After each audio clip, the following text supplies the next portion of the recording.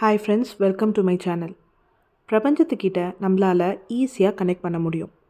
நம்ம நிறைய techniques follow பண்ணுறோம். 333, 555, மேனிஃபெஸ்டேஷன், மெடிடேஷன், விஷுவலைசேஷன் அந்த மாதிரி.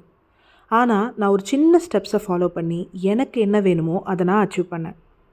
நான் என்ன அச்சீவ் பண்ணேன் அப்படின்றத வீடியோவோட எண்ணில் சொல்கிறேன். ஆனால் நான் என்ன ஸ்டெப்ஸ் ஃபாலோ பண்ணேன்னு சொல்லிவிட்டு இப்போது எக்ஸ்பிளைன் பண்ணுறேன். அதை பற்றி எக்ஸ்பிளைன் பண்ணுறதுக்கு முன்னாடி பிரபஞ்சம் அப்படின்னா நீங்கள் எப்படி யோசிச்சிருக்கீங்கன்னு நினச்சி பாருங்கள். ஸோ நிறைய பேர் பிரபஞ்சம் அப்படிங்கிறது ஒரு கடவுளாக பார்க்குறாங்க. சில பேர் அது நமக்குள்ளே இருக்கிற ஒரு சக்தியாக பார்க்குறாங்க. நிறைய பேர் அது ஒரு இயற்கையாக நினைக்கிறாங்க. என்னை பொறுத்த வரைக்கும் பிரபஞ்சம் அப்படின்னா நமக்கு மேலே இருக்கிற ஒரு பெரிய சக்தி. அந்த சக்தி தான் நம்மளை வழி நடத்துது. ஸோ இந்த விஷயத்தை நான் மைண்டில் வச்சு தான் இந்த ஸ்டெப்ஸை ஃபாலோ பண்ணேன். நார்மலாக பிரபஞ்சம் அப்படின்றது நமக்கு மேலே இருக்கிற சக்தின்னு சொல்லும்போது ஒரு சின்ன எக்ஸாம்பிள் சொல்கிறேன். இப்போ நம்ம ஸ்கூலில் ஒரு ஸ்டூடெண்ட்டாக இருக்கும்போது நமக்கு ஏதாவது ஒரு விஷயம் நம்ம டீச்சர்கிட்ட வேணும்னா நார்மலாக எப்படி கேட்போம்? அவங்க இருக்கும்போது எல்லார் முன்னாடியும் கேட்க மாட்டோம். அவங்க ஸ்டாஃப் ரூமில் இன்பர்சனாக போய் அவங்கக்கிட்ட அவங்க பிஸியாக இருக்காங்களா, ஃப்ரீயாக இருக்காங்களான்னு தெரிஞ்சுக்கிட்டு அவங்கள்ட்ட நம்ம ரெக்வெஸ்ட்டை சொல்லுவோம். அதே மாதிரி அந்த ரெக்வெஸ்ட்டை ரொம்ப கிளியராக என்ன வேணுமோ அதை மென்ஷன் பண்ணி சொல்லுவோம். இதே விஷயந்தான் நம்ம பிரபஞ்சத்துக்கிட்டேயும் பண்ணணும். அதாவது அமைதியாக நிதானமாக நம்ம மனசை ஒருநிலைப்படுத்தி அந்த விஷயத்தை அதுக்கிட்ட பேசணும். ஸோ நார்மலாக பிரம்ம முகூர்த்த டைமில் பிரபஞ்சம் ரொம்ப அந்த எனர்ஜியெல்லாம் ஹையாக இருக்கும். நிறைய நம்மளும் பார்த்துருக்கோம் பிரம்ம முகூர்த்த டைமிங் பற்றி. நான் யூஸ்வலாக 5:15 தான் எழுந்திருப்பேன். அந்த டைமில் நான் மெடிடேஷன் பண்ணுவேன். அந்த டைமில் தான் நானும் இந்த டெக்னிக்கை ஃபாலோ பண்ணேன். ஸோ உங்களுக்கு வேணும்னா நீங்கள் 6 AM எப்போ வேணால் இந்த ஸ்டெப்ஸை பண்ணலாம். அப்படி இல்லைன்னா நைட்டு தூங்க போகிறதுக்கு முன்னாடி கூட நீங்கள் பண்ணலாம். உங்களுக்கு என்னென்ன விஷயம் உங்கள் வாழ்க்கையில் நிறைவேறணும் அப்படின்னு ஆசைப்பட்றீங்களோ அதெல்லாம் ஒரு லிஸ்ட்டு போட்டு வச்சுக்கோங்க. ஒரு விஷயந்தான் இல்லை, நிறைய நீங்கள் பண்ணிக்கலாம். அதே மாதிரி உங்களுக்கு ஏதாவது ஒரு விஷயம் ரொம்ப குழப்பமாக இருக்குது, உங்களால் ஒரு முடிவை தெளிவாக எடுக்க முடியல அப்படின்னாலும் நீங்கள் அதையுமே பண்ணலாம். உங்களுக்கு பிரபஞ்சத்துக்கிட்டேருந்து கண்டிப்பாக அதுக்கு ஒரு ஆன்சர் கிடைக்கும். நார்மலாக மார்னிங்கோ ஈவினிங்கோ நீங்கள் பண்ணுறதுக்கு முன்னாடி இந்த மாதிரி என்னென்ன பாயிண்ட்ஸ் வேணுமோ அதை நோட் பண்ணிவிட்டு ஒரு அமைதியான சூழலில் உட்காந்து மூச்சு பயிற்சி ஃபஸ்ட்டு பண்ணுங்கள். ஒரு 6 டைம்ஸ் மூச்சை இழுத்து வெளில விடுங்க.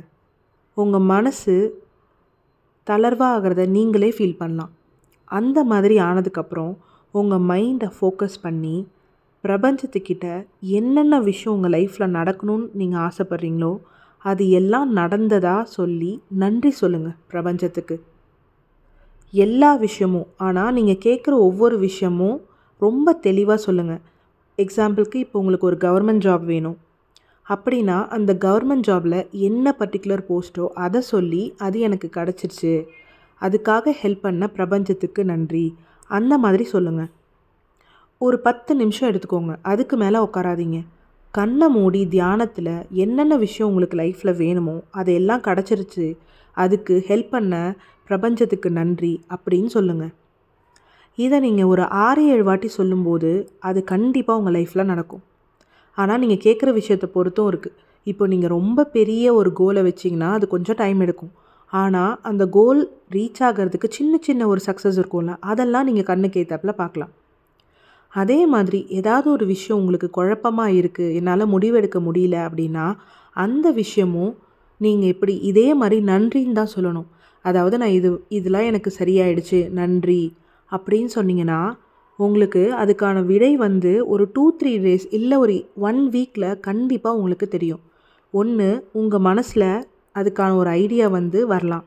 இல்லைனா யாராவது ஒரு ஃப்ரெண்ட் இல்லை உங்கள் ரிலேட்டிவ் இல்லை அம்மா அப்பா கூட அதை சொல்லலாம். இல்லை ஏதாவது ஒரு வீடியோஸ் பார்க்கும்போது அதுக்கான ஒரு ஐடியா உங்கள் கண்ணில் படலாம். இந்த விஷயந்தான் நான் ட்ரை பண்ணும்போது எனக்கு நடந்துச்சு. ஸோ உங்களோட ஆசைகள் எது இருந்தாலும் இந்த டெக்னிக்கை ஃபாலோ பண்ணுங்கள். ரொம்ப ரொம்ப சிம்பிளான டெக்னிக்.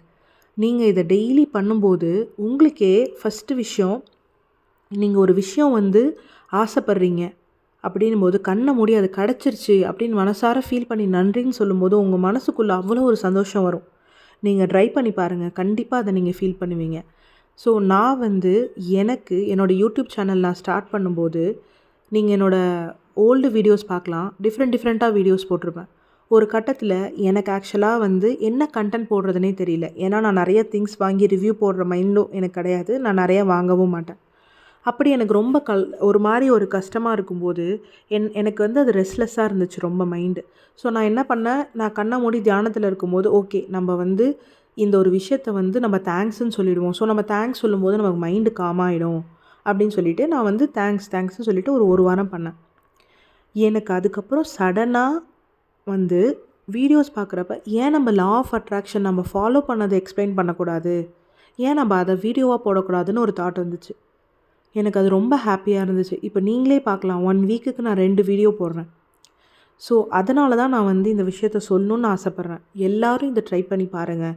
நீங்கள் அச்சீவ் பண்ணிங்கன்னா மறக்காமல் இந்த சேனல் கீழே இந்த வீடியோ கீழே கமெண்ட் பண்ணுங்கள். உங்களுக்கு இந்த வீடியோ வந்து பிடிச்சிருந்ததுன்னா மறக்காமல் லைக் பண்ணுங்கள். உங்கள் ஃப்ரெண்ட்ஸுக்கும் ஷேர் பண்ணுங்கள். தேங்க்ஸ் ஃபார் வாட்சிங்.